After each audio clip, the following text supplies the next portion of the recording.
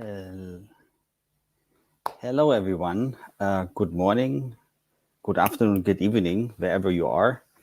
Welcome to this webinar, Teacher Meets Tech. It's great to have you here.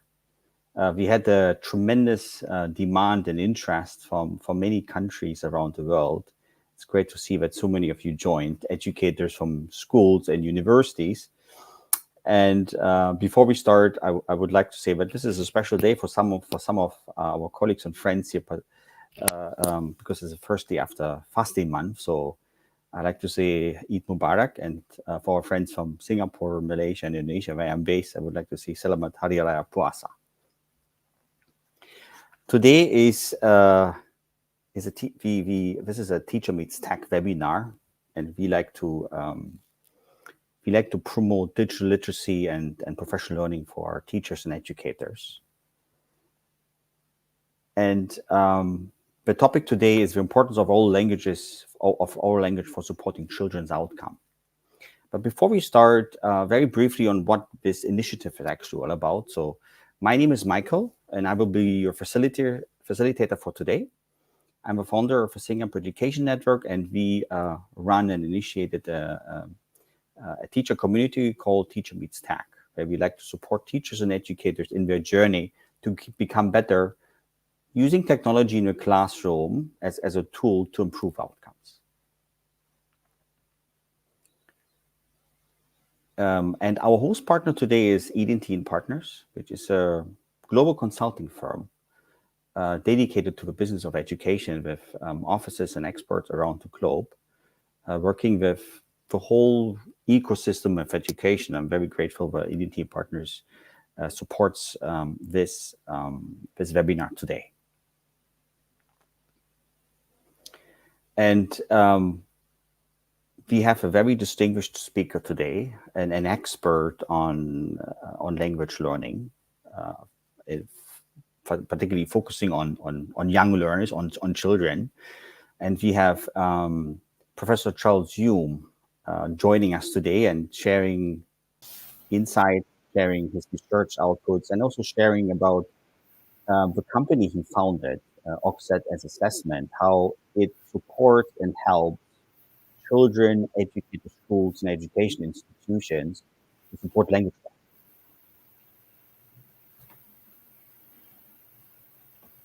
learning. And let me share. And here we have Professor Hulme. Thank you for joining us today. It's great to have you here. Very nice to be here. Thanks, Michael. Thanks. If you don't mind, I address you as Charles. And let me share a little bit about the audience about Professor Hulme. He's a founder and CEO of Oxford Assessment, which I will share a little bit later about the company. But Charles is also professor at the University of Oxford, a professor of psychology and education, as well as professor at the University of Oxford Brookes University. So Professor Charles is an expert in reading, language, and memory processes and the development. And he has developed a number of effective language and reading interventions. And I'm sure you will share some of your findings later, which I'm sure everyone is looking forward to hear about that. And the company which he founded is Oxford Assessment, and it's a University of Oxford spin-out company. It was launched to take the research of Professor Hulme and his team, the creators of the natural early language intervention, through a practical application in schools. A very specialized, very specific tool to help all language learning for young learners. And Oxford very briefly develops educational assessment apps and interventions, which have been shown to improve educational outcomes for children. So just see again, thanks Charles for joining this webinar and sharing your insight. No, great pleasure. Mm-hmm. Nice to meet everybody. Absolutely. Before we jump into the questions, I just want to share with the audience. We will have some questions already, which I would like to ask Charles. And then we have quite a bit of time later on for Q&As. So please share with us your Q&As either in the chat or on YouTube channel. There are multiple channels you can add and join this webinar. If we are not able to address, and Charles does not have the time to address all your questions, please do not refrain from not asking.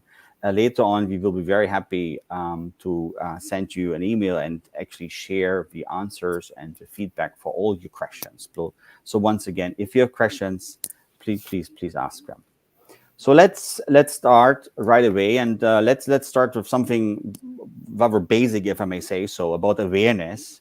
Charles, so do you think there is enough awareness in schools about problems associated with language learning? Thanks, Michael. No, I don't think there's enough awareness. I'd put it rather more broadly, actually. I think I'm on a bit of a mission to convince teachers and all people involved in education that oral language skills, by which I mean a child's ability to understand what's said to them and their ability to express their thoughts and ideas and feelings in spoken language, is the foundation for the whole of education.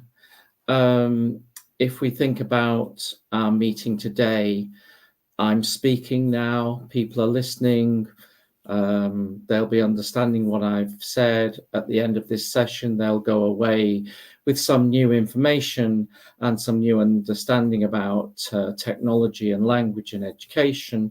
And all of that is being transmitted through language. So we could call language for most of most of what happens in education, language is what we call the medium of instruction. It's how we teach people, is by speaking to them, getting them to answer questions, listen to us, respond to questions we might put to them. If a child has weak language skills, therefore, they're really severely handicapped in all aspects of formal education. One particular area where language is critical is in relation to the development of what I'd call literacy. By literacy, I mean the ability to read aloud or to decode print. Also, reading comprehension, the ability to understand what you have decoded, your ability to spell words, and also at an even broader level, your ability, literacy involves your ability to write down your ideas, to answer questions posed to you in written language. So language is the foundation for the whole of literacy. It's also critical for the development of number skills and mathematics. If we think about one of the most basic aspects of learning arithmetic is learning to count. Counting is a verbal skill. Without language, there would be no counting and no what I'd call conventional computations in addition and subtraction and division typically involve verbal processes. And another area where language is critical in relation to education is in the development of social and emotional skills. Our ability to understand people is critical to the creation of friendships. Our ability to convey our feelings and our emotions, again, is fundamental to developing friendships and relationships. There's good evidence that children with poor language skills have poorer relationships, both with their peers, the other children that they're being educated with, but also poorer relationships with their teachers. Now, you ask about language problems, Michael, specifically. Evidence is that somewhere between 7 and 10% of the population of children, if we take an unselected sample of children, somewhere between 7 and 10% of those children are expected to have clinically significant language difficulties, have difficulties that interfere with their lives in terms of how well they understand what's said to them and how well they can express their ideas and feelings. But those problems in the classroom, I think, are very, very frequently go unrecognized, because if a child sits at the back of the class and is quiet and doesn't speak very much and isn't disruptive, a teacher may not feel there's any issue for that child at all. But some of those children may actually be understanding rather little of what's happening in the classroom. They may be following non-verbal cues, seeing what other children are doing, copying them, but not necessarily understanding what's being said to them very well at all. So I think these language difficulties in classrooms are very common. They have very serious consequences, and they're typically difficult for teachers to recognize them. So thank you, Charles, for sharing. And in fact, you kind of answered my second question about the impact. I wonder, no. I just want to come back to one particular aspect, and this is about awareness in schools or among educators. And if we have many attendees here from international schools, from private schools, from universities, where do you think from all those negative impacts of language delays you just kindly shared, what particular aspect, where is awareness missing? Where do you think that is a very critical piece, which hopefully some of educators today learn more about it and may have more interest to also intervene and to support? Yeah. So I think there are several issues here. The first thing is, I don't think that in teacher education, people are taught about oral language skills. If you say to people, oh, language is important, they may say, what do you mean? Or they may say, oh, yes, you mean reading. And actually, I don't mean reading, although reading is the term I would use is parasitic on language. Without language, there would be no reading. Reading is language in the visual medium, as it were, but without language, reading can't really get started. So I think the first thing is that teachers aren't trained about the nature of oral language. What is language? Language is actually quite a very complicated, uniquely human ability, but teachers aren't really taught about it in their education. And secondly, teachers typically don't have the tools or the methods to assess children's language skills.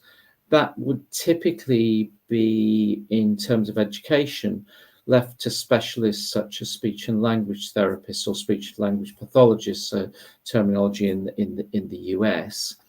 Those people are a scarce resource. They're relatively expensive resource. There's a big waiting list to get to see such a person. And that's the reason that in Oxford we developed an app called Language Screen, which schools can use to screen all of the children in their classrooms and identify very accurately the level of language ability in all of the children that are being taught. And so identify children with language difficulties who would benefit from language support. Thank you for pointing this out. And if I understood you properly, the key part is that oral language skills or learning should be a compulsory part or a deeper component in the compulsory teacher academies or teacher learning academies before somebody becomes actually an educator. I think that definitely would be very helpful. Yes, yes. Okay. A lot of people, some years ago, I spoke to somebody in a very, very senior position in British education, and I said I was very interested in oral language and its importance.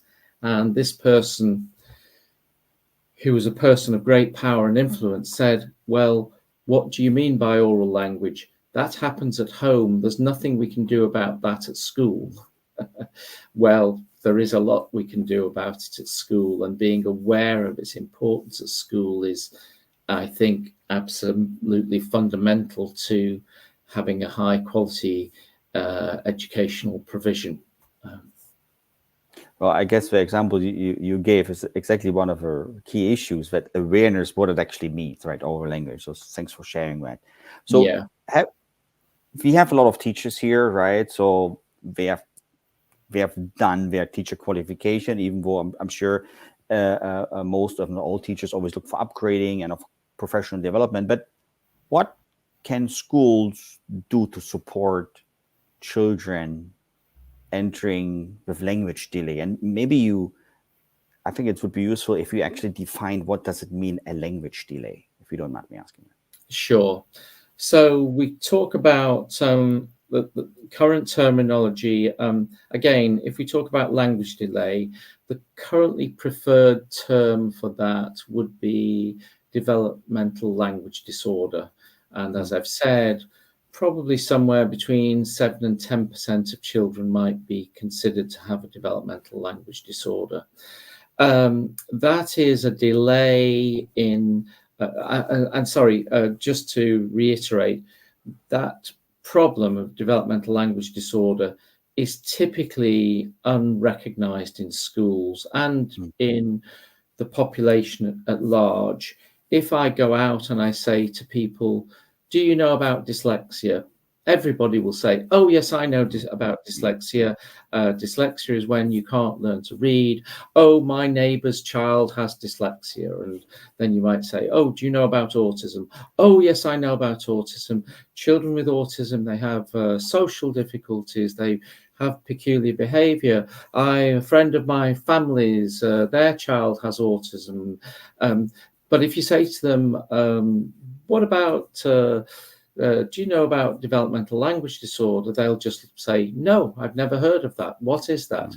Well, a developmental language disorder is a problem, is a problem in learning to master oral language. Some of the characteristics of developmental language disorder would include a slow development of vocabulary knowledge. So these children know the meanings of many fewer words than typically developing children. They often have problems with expressive language. So if you ask them what has happened, they may give you very rudimentary statements about what's happened. Their language production is often ungrammatical. They may have short sentences, but also sentences that are not grammatically well formed. They may not, for example, put verbs into the past tense properly and things like that. And usually these children have difficulties with both what we call expressive language, that's the ability to produce language, to speak, and what we call receptive language skills, that's the ability to understand what is said to them. So that's what developmental language disorder is. It's quite common. It's quite a broad category, but it's a category that, with the techniques we've developed in Oxford, can both be recognized, diagnosed, and effective forms of treatment are available to help those children. Okay, thank you for sharing it. We got a question from our audience, and I think it fits rightly in here. So that's why I may bring it in here, specifically since we have teachers or schools leader attending here, and maybe we have never dealt with a problem. Again, there might be awareness missing. And where can a school start? Our specific activities, our specific organizations, are there specific tools where you would recommend? You say, okay, this is something you can start with. This is something you can really implement, which is relatively easy to do. Yes, well, at a deep level, schools could use our language remediation and enrichment programs, which are referred to as Nelly and Nelly Whole Class and Nelly Preschool. Those are scripted programs to help schools develop the language skills of everybody in a classroom, and specifically more intensive work to be done with children with particular language difficulties.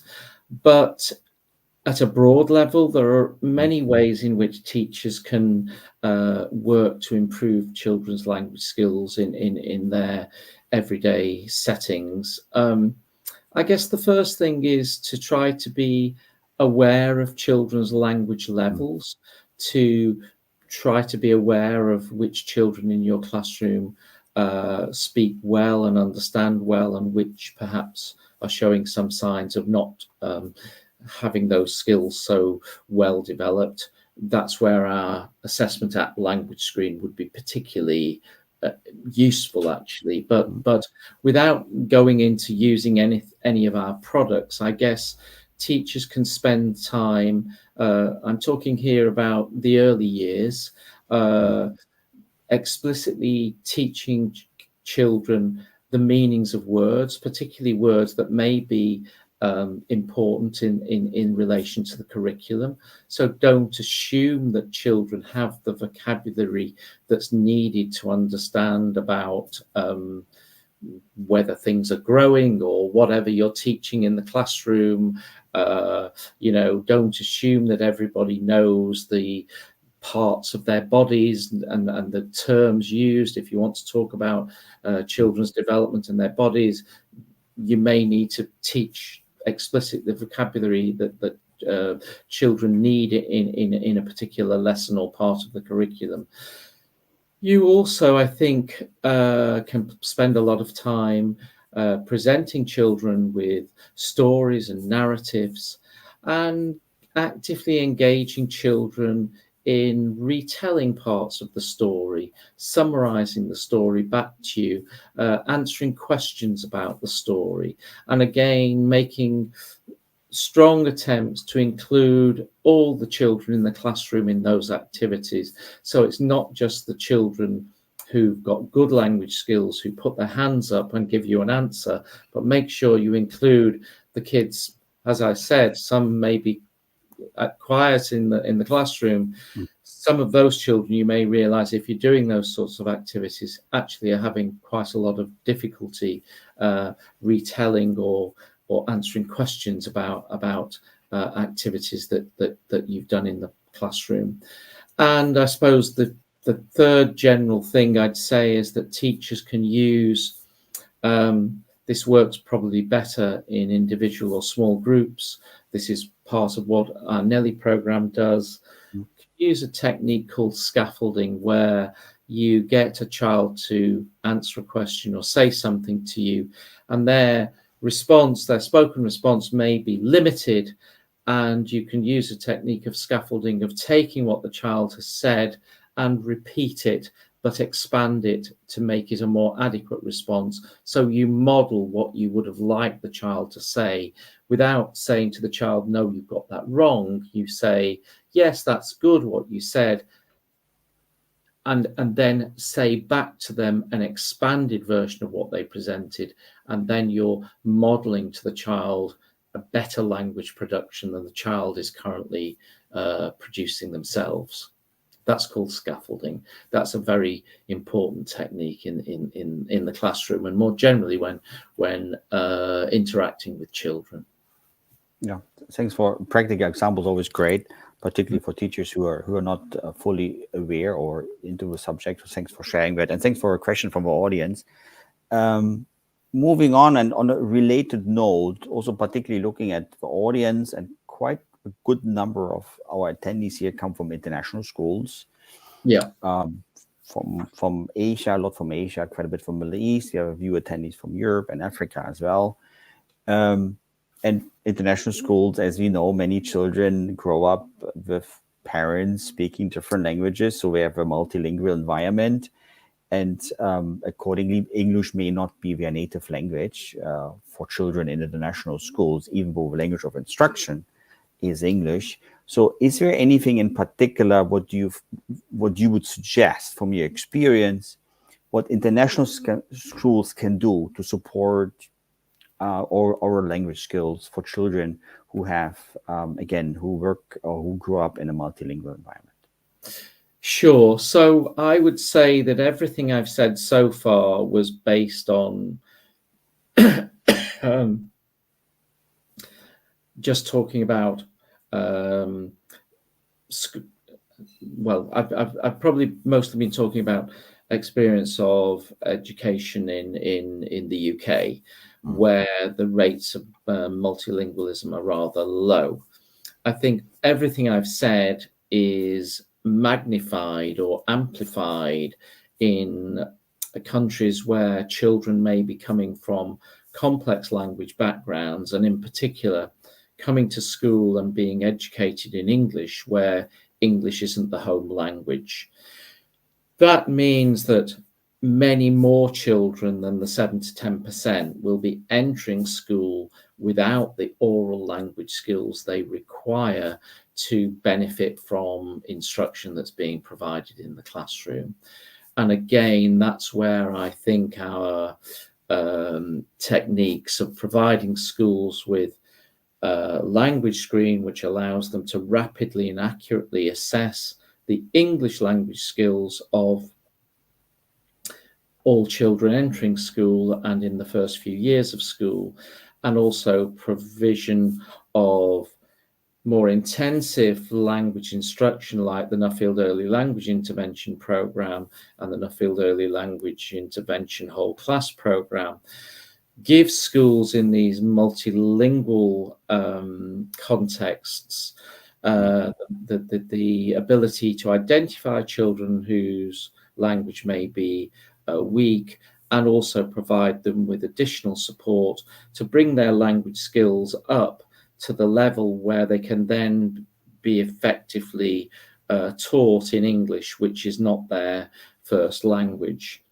And the data we have show that children coming into school with English as an additional language are rather obviously much more likely to show poor English language skills, which are going to be an obstacle to their education.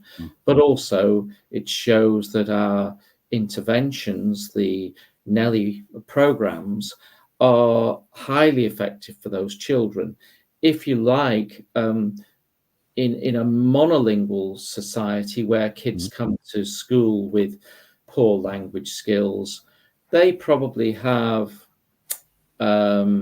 environmental deprivation, many of them. They haven't had a rich language environment at home, and some of them may have genetically influenced difficulties in learning language. But if we think about countries where children are coming to school where they've rarely heard English at home, most of those children don't have any particular problem with language. It's just that they haven't had the language input that they need in order to have developed English language skills to the level needed for formal education. And that's where it's particularly important for schools to provide rich language input. I think highly structured language input of the sort that we've developed to help bring those children's language skills up quite rapidly in the first couple of years of education. And the evidence is that those children respond very well to such structured input. Their English language skills improve rapidly and come up to the standard needed. Okay, thanks. Very useful, particularly for our colleagues and friends here from international schools. Thanks for sharing this. Before I move on to the next question, I just like to highlight to the audience, if you have questions, we got a few questions so far. Please ask. We still have webinars for 45 minutes, but I'm sure Professor Hulme has a bit more time if you have more questions, by all means. So please don't hesitate and ask questions. And we have a question from our audience here, which I'd like to share with you. And I think it's an excellent question because being a professor, being an academic for such a long time, and as I mentioned at the beginning, Oxford and assessment is built on years or decades of your own research. Can you share a little bit more about the research behind the programs which you mentioned, which is part of Oxford? Yeah, sure. So as you say, Michael, I'm really an academic. I've been researching the nature and causes of children's reading and language difficulties for over 40 years now.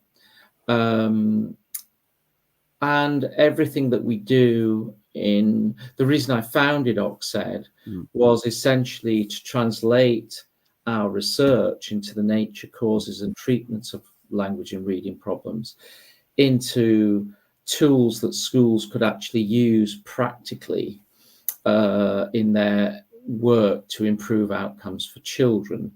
But we as a company, we're a University of Oxford spin-out company. I'm still a professor of psychology. Everything we do is based on the very highest levels of scientific evidence. And in particular, we pride ourselves on subjecting any intervention that we develop to evaluation through what we call a randomized controlled trial. So a randomized controlled trial is where you take groups of children who you identify may benefit from a program, and you randomly assign them to two groups, a group who get the program and a group who don't. This idea of random assignment is very important. If you randomly assign people by spinning a dice or probably running a random number generator in a computer somewhere, those two groups of children to begin with can't differ because you've randomly chosen who goes into which group. So they don't differ in their initial characteristics. You then give one group the intervention and the other group, you don't give them the intervention, or you give them an alternative intervention. You then reassess their language skills or their reading skills or whatever you're interested in before and after the intervention. And what our work with Nellie has shown, Nellie now has been the subject of, I believe, 6 randomized controlled trials and another very large scale evaluation of its effectiveness when rolled out in over 10,000 schools in England. What the data from those scientific studies show, these are all published in leading academic journals. What the scientific evidence shows incontrovertibly is that the Nellie program improves children's language skills and also has benefits in improving children's language reading skills. And also in our last and largest study, which involved roughly 200 schools, we assessed roughly 6,000 children, but the children who received the Nellie program, there were roughly 500 children received the Nellie program, 500 that waited and got it the next year. We also found that the children who received the Nellie program, teachers rated the behavior of children in school as better after the Nellie program. And that's because of the very structured interactions between the teaching assistants or teacher aides delivering the program and the children receiving it. So not only does the program improve children's speaking and listening skills, it also trains children to control their behavior, regulate their behavior, speak when they should do. There's some evidence that it improves their social interactions with people in school, both children and school staff. So there's any program, any intervention we sell has very high levels of evidence behind it. And similarly, any assessment we sell has very high levels of evidence behind it. So our apps that are used to assess children's language skills. That's called the language screen, and our app for assessing reading skills, which is called Reading Screen. Again, to use a rather technical word, have excellent psychometric properties. That is, the statistical properties of these tests as measures of the things that are being assessed is a very high level. They're very reliable, and they're very valid as measures of the constructs being assessed. So we started in the university as a science-based company, and I suppose one of my obsessions is that we remain fully science-based. I should say that people should be aware of things being sold in the sphere of education. So much of the material that is being marketed to schools is not scientifically based. And actually, I've spent some of my research career debunking various claims about magical cures for reading and language difficulties, which fundamentally don't work. But many of those are still being sold widely and being used very widely.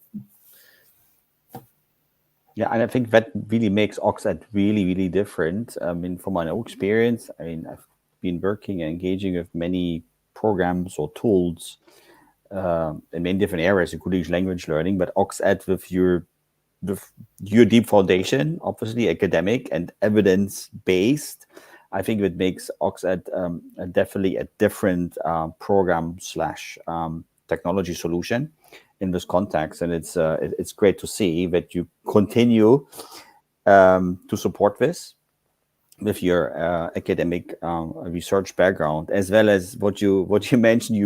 You debunk other companies or other programs and other claims, and I think that's very critical, because education is not something anybody should play with, because obviously what we give our children in terms of educational solutions, especially in the early years, is critical for further development down the road. I'd like to just to say I agree with you. I mean, I suppose I'd like education to become more like medicine. You would never go to the doctor and be prescribed a drug where there was no evidence that it treated your diabetes or your high blood pressure or whatever condition you go to your doctor with. You would expect to be given an evidence-based treatment and an evidence-based diagnosis. And education is still lagging behind medicine, but I'm on a mission to try and make education more like medicine, that if you go to school with a problem, the teacher will provide you with teaching assessments that are scientifically based, not things that they just think work or people have told them that work, but lack evidence. Yeah. Thanks for sharing it. I think that's I've seen more initiatives in terms of certification or evidence-based initiatives, but I mean, what you talk about in terms of medicine, that's tightly regulated. I think that's a long way to go, even though the impact is in terms of education and intervention is equally critical and important. And you mentioned something which leads me to my next question, that's using technology. I mean, this webinar is also about raising awareness and skills of digital literacy of teachers, and Oxford has also a tech component.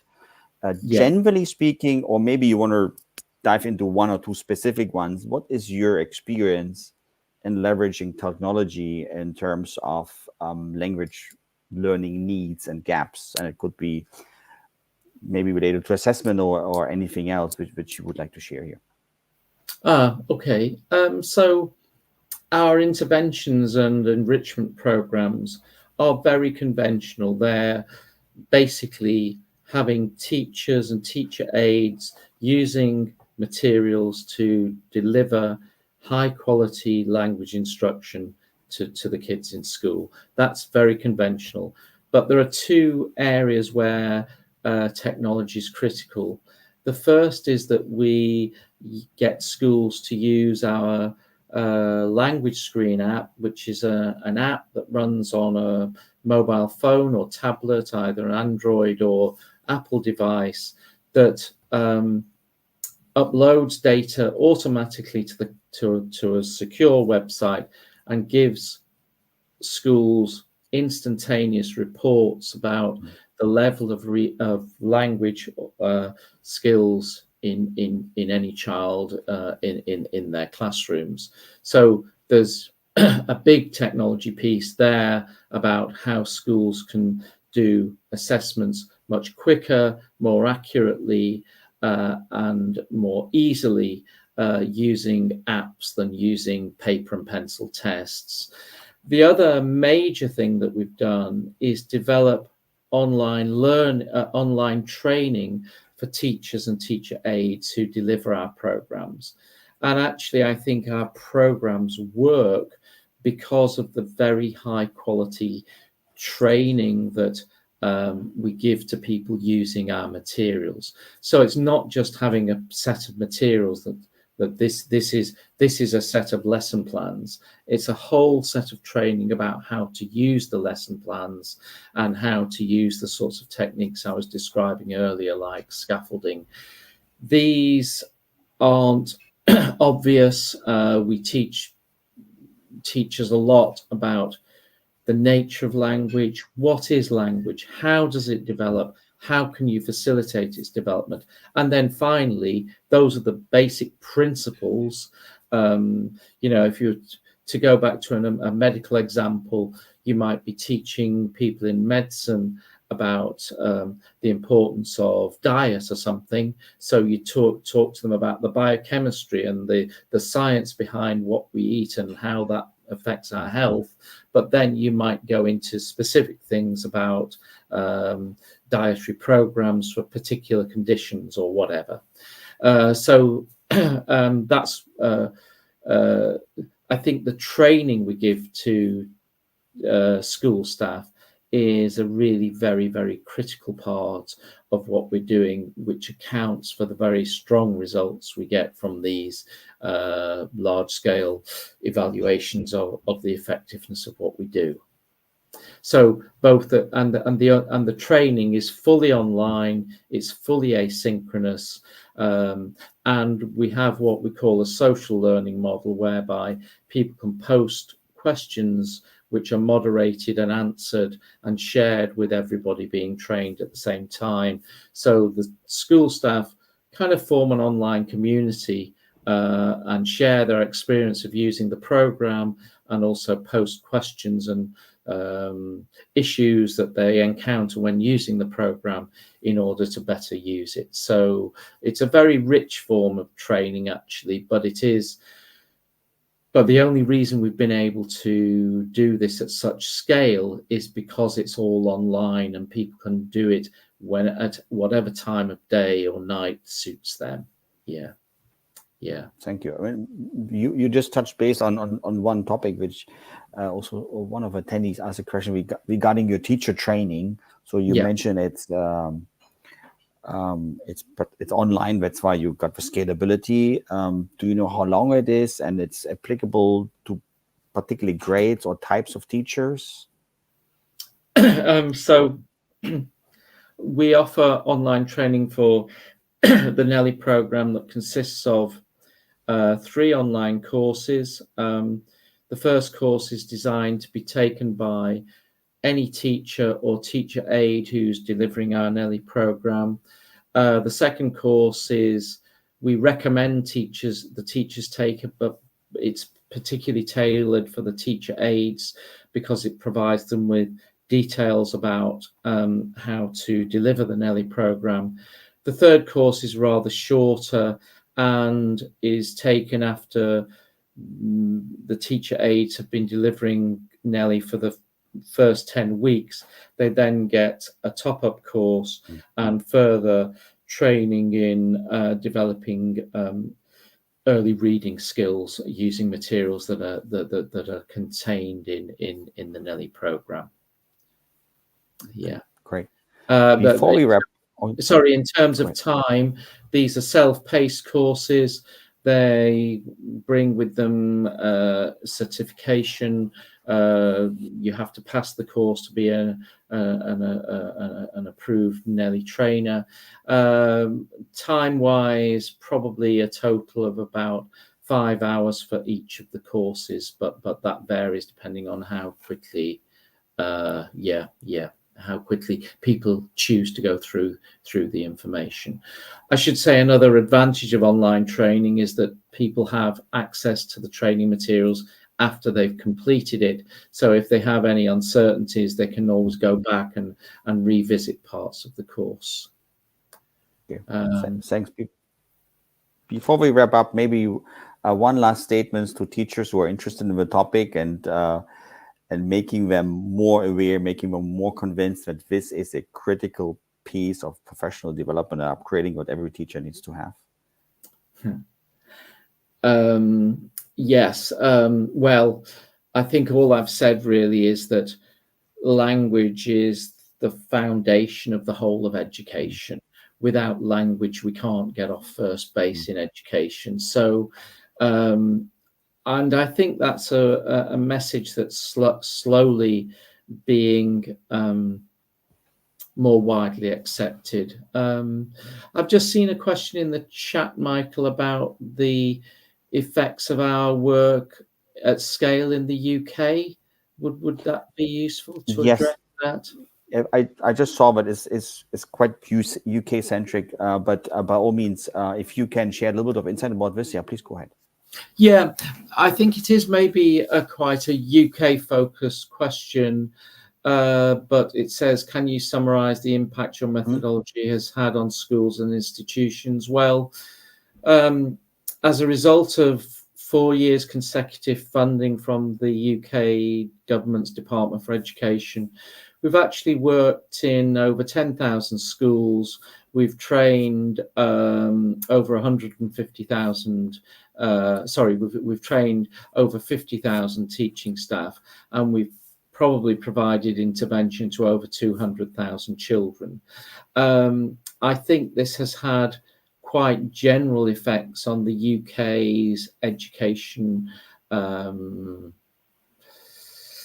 environment. I think we have succeeded in really improving this thing I was saying about improving schools' understanding about the importance of language. I think we have succeeded in doing that at a very broad level in English schools, and we're trying to bring that work to international schools because we think it's particularly important for international schools because the language challenges that they face with their kids are potentially much more severe than in a largely monolingual society like the UK.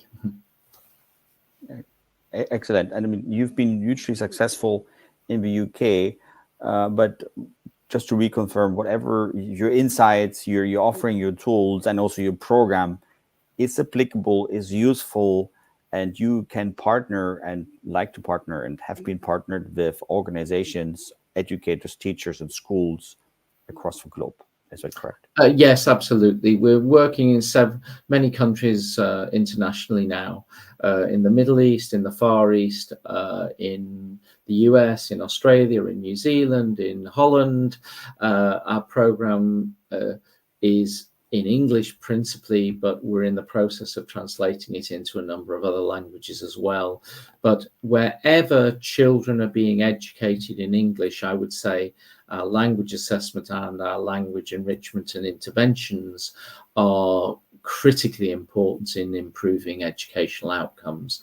And the school staff really enjoy the training, and I should say the kids really enjoy the programs. It's not that we're getting teachers and kids to do things that they don't like. We're actually providing them with a rich set of materials that the teachers, teacher aides, and children enjoy using in the classrooms with positive effects. Okay, excellent. Well, we are coming to the end of a webinar. I would like to say thank you for myself, but I definitely also on behalf of the entire audience, thank you so much for your insight, Professor Hulme. I really appreciate. I hope you had also some fun and seeing what kind of questions come through the audience from different countries and regions. And if anybody wants to know more information about it, please have a look here at your screen where we have a QR code for XAD. There's also an email address. Thank you so much, everyone.